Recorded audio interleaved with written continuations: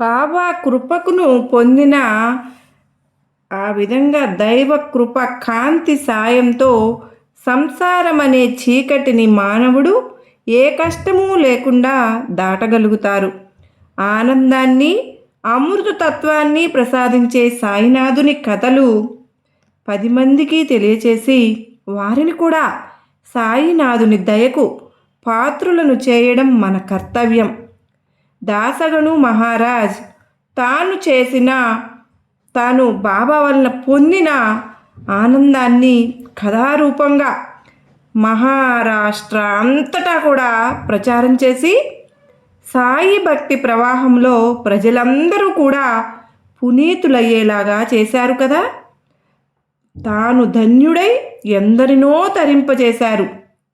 అందుకే మానవులందరూ సోదరులను తలచి అందరికీ కూడా బాబా తత్వము అనే జ్ఞానకాంతి యందు నడిపించటానికి ప్రయత్నం చేయాలి.